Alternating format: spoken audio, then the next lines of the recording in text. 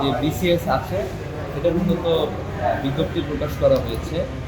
তো এটাতে আসলে আমরা কিছু বিষয় আমাদের মনে হয়েছে, আপনারা জানেন যে বৈষম্য বিরোধী বাংলাদেশের বৈষম্যের বিরুদ্ধে একটি আন্দোলন হয়েছে এবং বিসিএস পরীক্ষা কোটা সিস্টেম এটার বিরুদ্ধে মূলত একটি আন্দোলন হয়েছে এবং এর মাধ্যমে ফ্যাসিবাদের পতন হয়েছে বাংলাদেশে।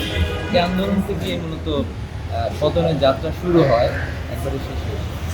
তো আমরা আজকে মূলত আমাদের পক্ষ থেকে 47তম যে প্রিলিমিনারি পরীক্ষা হবে 47তম বিসিএসের, তো সেইখানে আমাদের কিছু দাবি দাওয়া আমরা উপস্থাপন করেছি। বিসিএস পরীক্ষাটি মূলত একটা লেন্দি প্রসেস হবে, প্রায় 4 বছর লেগে যায়, 4 বছর লেগে যায় জয়েন করতে একজনের, প্রিলি থেকে শুরু করে একবারে জয়েন করা পর্যন্ত। তো আমরা এটা বলেছি যে আপনারা এখানে হলো যে টাইমলাইন আপনারা একটু দেবেন যে কবে শুরু হয়, এবং আমাদের প্রস্তাবনা আমরা দিয়েছি যে 1 মাসের মধ্যে, যাতে 1 বছরের মধ্যে যাতে সকল কার্যক্রম সম্পূর্ণ করা হয়। আমাদের যে তরুণ প্রজন্ম আছে তাদের একটা বড় অংশ আসলে এই বিসিএস পরীক্ষার পেছনে, তাদের প্রোডাক্টিভ এজের একটা বড় সময় বিসিএস পরীক্ষার পেছনে দিতে হয়। এই জায়গাতে যদি আমরা একটু সহজ করতে পারি তাহলে আমাদের জাতির জন্য, তরুণদের জন্য অনেক বেশি উপকার হবে। এরপর আমরা যেটা বলেছি যে বিসিএস এর প্রিলিমিনারি যে পরীক্ষা হয় সেখানে মূলত নাম্বার প্রকাশ করা হয় না। এরপরে লিখিত যে পরীক্ষা হয় সেখানেও নাম্বার প্রকাশ করা হয় না, এবং ভাইভা যেটা হয়, ভাইভাতে নাম্বার অনেক বেশি আছে, এটাও আসলে প্রকাশ করা হয় না। তো এটা আমরা বলেছি এটা এক ধরনের ইনজাস্টিস, এটা যাতে প্রকাশ করা হয় এই দাবিও আমরা উত্থাপন করেছি। এরপরে আমরা বলেছি যে আগামীতে 2019-20 সেশন যারা মূলত এবছরে দেখা যাবে যে একটা বড় অংশ আমরা দেখলাম যে শুধুমাত্র ঢাকা বিশ্ববিদ্যালয়ে প্রায় 14টা ডিপার্টমেন্টের শিক্ষার্থীরা 2019-20 সেশনে যারা মূলত এই 47তম প্রিলিমিনারি পরীক্ষায় অংশগ্রহণ করতে পারবে না। তো আমরা এটাও দাবি জানিয়েছি যে তারাও যাতে অংশগ্রহণ করতে পারে, তাদের অংশগ্রহণ এনশিওর করার জন্য আমরা এই দাবিটি উত্থাপন করেছি। মূলত আমাদের দাবি দেওয়া ছিল 47তম বিসিএস কেন্দ্রিক।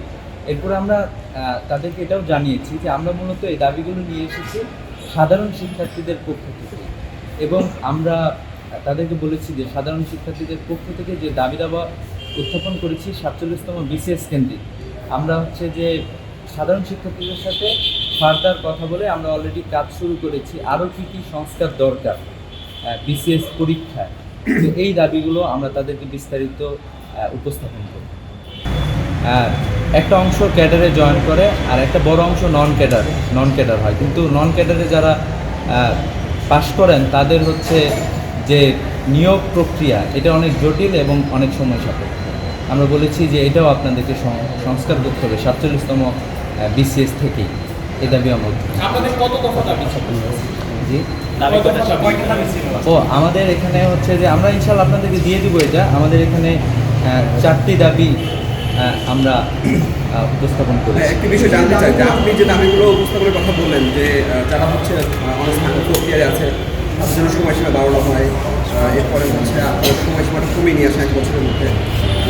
পিএসসি থেকে শুধুমাত্র সার্কুলারটি প্রকাশ করা হয়েছিল, অন্য কিছু করা হয়, এবং এখানে টাইম ফ্রেমও ছিল না, ঠিক আছে। এরপরে এই জন্যই আমরা মূলত এই বিষয়গুলো এখানে নিয়ে এসেছি যে জাস্ট একটা সার্কুলার দিয়েছে, একটা সার্কুলারে যে সব বিষয়গুলো লেখা থাকতো তাহলে আমাদের জন্য বুঝতে সুবিধা হতো। আসলে অনেকে অনেক সময় বিভিন্ন ধরনের কথাবার্তা বলেন, কিন্তু এই বিষয়গুলো বাস্তবায়নের ক্ষেত্রে আমরা দেখি না যে সেভাবে বাস্তবায়ন হয়। তো আমরাও স্যারের সাথে কথা বলেছি, স্যার ওনারাও চিন্তা করতেছেন। এরপরেও সাধারণ শিক্ষার্থীদের পক্ষ থেকে যে দাবি দাবা এটা যাতে অবশ্যই উত্থাপিত হয় এবং এটা যাতে অবশ্যই বাস্তবায়ন হয় সেই প্রত্যাশাটা মূলত করি। আমরা তো সবাই তরুণ সমাজ, পড়াশোনার মধ্যেই আছে ছাত্র সমাজ, তো সবার যাতে উপকার হয় সেই চেষ্টাটুকুর জন্য মূলত আমাদের কাজ।